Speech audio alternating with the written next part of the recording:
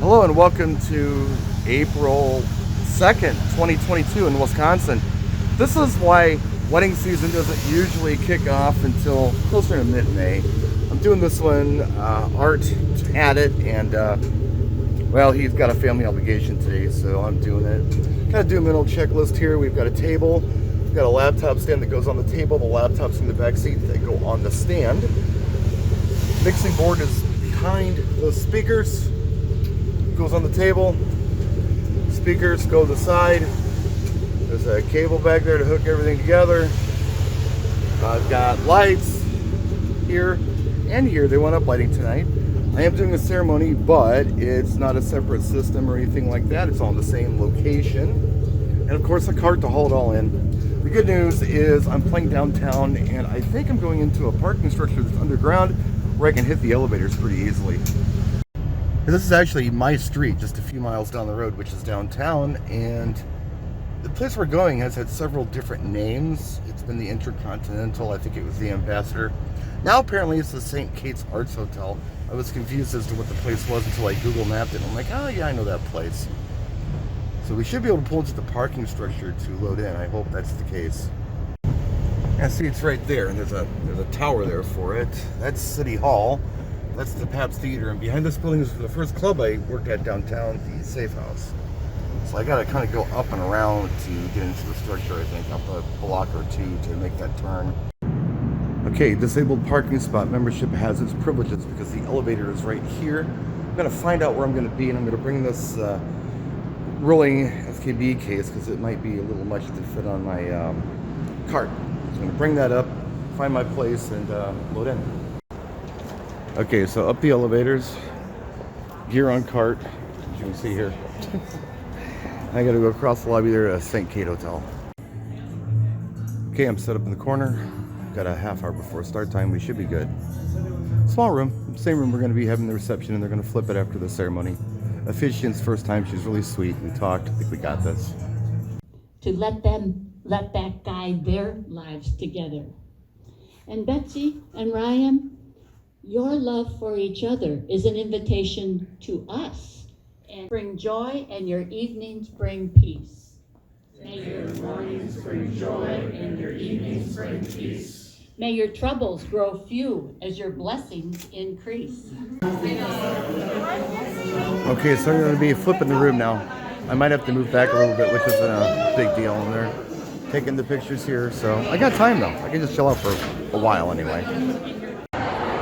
So this place is also an art gallery museum. There's several different rooms, but yeah, something to do while I wait for the room to flip. I'm gonna go in and try to lighting design at about maybe, I don't know, 5:30 or so. All right, Gorilla lighting design did it really quick. Going white. This is what we've got.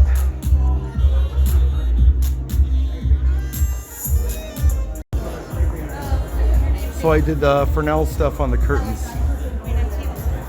And we play the wedding game, get the salad served, and as soon as that's done, we're gonna do the toast, and then we just chill out till everybody's done eating, and yeah. Room looks alright though. I know white's a weird choice, but those are black curtains, so the white looks blue on them. But I don't know, I think it works. Works real well. We never did find it. But Betsy, being the incredible, caring person that she is, fixed up her couch for me so that I could get some sleep before my exam. This was their first dance song, and they requested that I invite everyone onto the dance floor after the first chorus. It was Orleans Still the One, and it was the only song they requested. They didn't ask for father-daughter or mother-son or anything like that. So the rest of the evening was just kind of general party music, and I mixed it up with fast and slow. We had 85 people, and they stuck around for most of the night. I mean, we may have lost, I don't know, maybe 30 people by the end of the night, but they stuck around until quite late. And it was a good crowd to work with. They danced in nearly everything.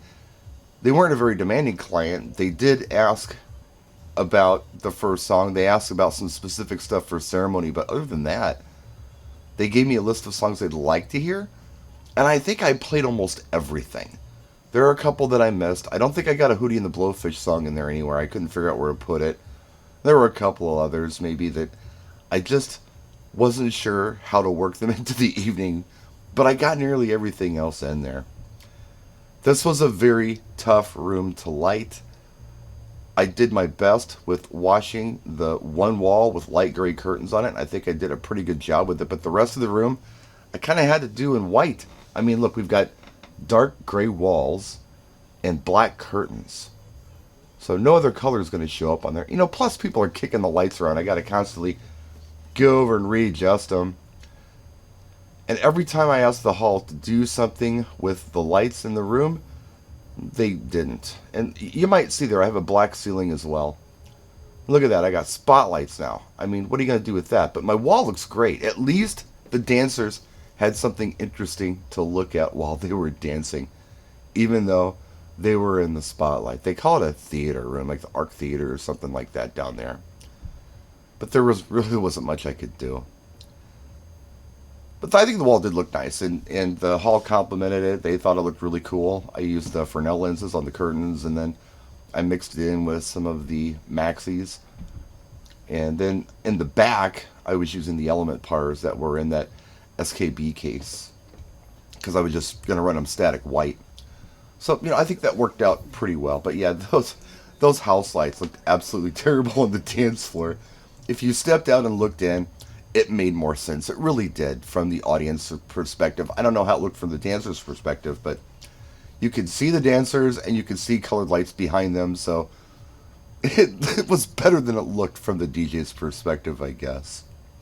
But I do want to talk about that wedding ceremony real quick. That was the first time that Sister Judy had done a ceremony, and we had no rehearsal. So I was going in there and doing, I guess, rehearsal direction or ceremony direction on the fly, and a lot of it.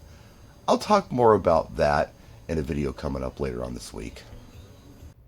Alright, it's over. I got everything on the cart, including the SKB case. Because those doors are going to lock when I leave, and there's no one else here. And I don't need that frustration.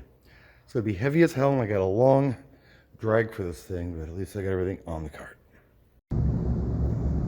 Man, let me tell you, that loadout kicked my ass. Part of it is, I'm out of practice. Part of it's like SBK. It was an SBK case back there that weighs a ton. I haven't used those lights in forever. All the bending over and picking up all those lights. What do I have? Let's see. 6 plus 12 is 18 plus another 5. You're up and down, up and down, up and down. That's 23 times I had to bend over and sit up during breakdown. Oh, I'm just not built for this stuff. A lot of activity here on a Sunday, so forgive the noise. What you didn't see was I forgot something. One thing, my headphones. I did this without headphones last night. Now, the last time I used these was when I did the Welcome to Rockville back in November, and I put them in my backpack, and I forgot to take them out. So this is the first time I've gigged since Rockville. I had to rely on waveforms, and I'm going to remember to put these in my computer bag for next time. I had to locate them when I got home. I said, I think those are in my backpack, and sure enough, that's exactly where they were. I want to talk about the ceremony coming up in later videos, because I think I brought a lot to the table for that. Sister Judy had never done anything like this before. I was doing a lot of directing on the fly and blocking and just coordinating things that they wouldn't have known how to do. We made it look real good.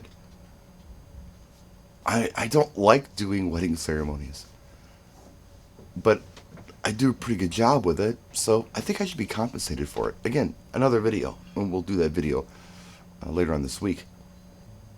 And yeah, that gig was physically exhausting for me. Not only was it my first time out in a long time, but just the bending up and down for those lights and the lighting design with the extra stuff, that was a lot of work.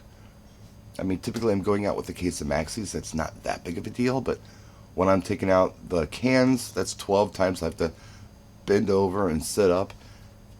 Not only for setup, but for breakdown. And then I added the element pars to that and the weight of that. That was just a lot of work. And yeah, dragging that heavy cart across the lobby wasn't any fun either.